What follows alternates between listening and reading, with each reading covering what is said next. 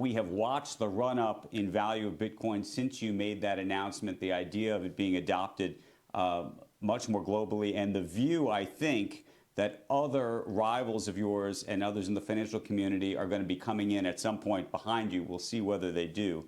But let me just ask you just straight up about the value proposition of Bitcoin, because a lot of people say, what is its true value? What is the inherent value of Bitcoin? How do you value it? I know you own some yourself. How do you value it? Yeah. Well, I think all forms of money are based on trust and set values that come from that trust. I think if you take a step back, Andrew, especially with the pandemic, you've seen the use of cash decline precipitously. Something like 40 to 70% of consumers no longer want to handle cash. And just like every industry is digitizing right now, that is also happening in the financial services world. There is no question that people are flocking to digital payments and digital forms of currency. And one of the things that we looked at, and we talked to regulators around the world, central banks around the world, and it became clear to me that it's a matter of, not if, but when and how you'll start to see more and more central banks issue forms of digital currencies. And I think you'll have more and more utility happen with cryptocurrencies. One of the things that we allowed is not just making it easy to buy, sell, and hold cryptocurrencies, but very importantly, early next year, we're going to allow cryptocurrencies to be a funding source for any transaction happening on all 28 million of our merchants. And that will significantly bolster the utility of cryptocurrencies. Dan, but just to put a fine point on that, because then you start to talk about Bitcoin not as an asset or commodity, rather, but as a true currency, if you will. However, I think it's worth explaining to the audience that you don't intend for, if, for example, I had Bitcoin and I was going to buy a pizza over PayPal, for me to use my Bitcoin to actually pay the merchant and then for them to receive Bitcoin.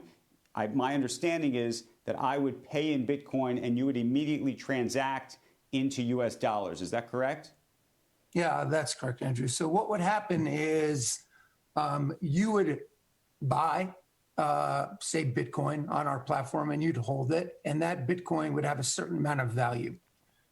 And say you wanted to make a transaction at any of our merchants, we would tell you exactly how much of that Bitcoin you need to make that transaction. And we would then immediately translate that amount of Bitcoin into fiat currency. And so the volatility goes away. You know exactly how much you need for that transaction. It would be converted into fiat. And then we would use that fiat currency, US dollar, for instance, to make the transaction at the retailer. So the retailer doesn't have to accept a new form of currency like crypto. They're basically doing this in fiat currency. They don't have to worry about volatility anymore, but the consumer now has another funding instrument, just like cash or a debit card or whatever it may be in their PayPal wallet to be able to use to make a transaction. So we're making it very simple and easy for people to utilize crypto as a funding source. Dan, I appreciate the bull case in that scenario, but I also appreciate that there's a bear case in that scenario, because it suggests that fiat currency is here to stay in a very meaningful way. And I wanted to ask you about a comment that Jamie Dimon made last week to me when we were talking about Bitcoin. JP Morgan's been supportive of crypto and increasingly even Bitcoin itself.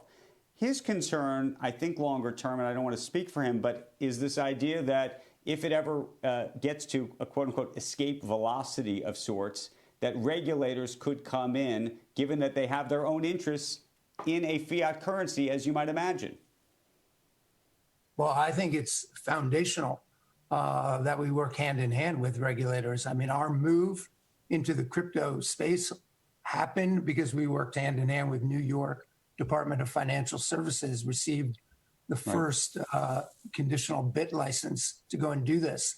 I don't think you can manage and move money without working hand in hand with regulators, whether that be regulators. But I think the question is whether a United States but I think the question is whether central banks around the country, around the world rather, at some point may say, you know what, we're not doing it this way, or may seek to effectively crowd out a Bitcoin, if you will, by making their own currencies digital, and what you think that does for the value of something like a Bitcoin, and then, of course, all of the customers who seem to be on PayPal now using it to buy up Bitcoins.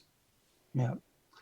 Well, I do think as paper money slowly dissipates and disappears from how people are using transactions, central banks, especially on the retail side, will need to replace paper money with forms of digital fiat currency. Everybody is starting to wake up about Bitcoin and cryptocurrency. They want your Bitcoin. They do not have enough for what is about to come. That is some bullish news on Bitcoin. Let's go.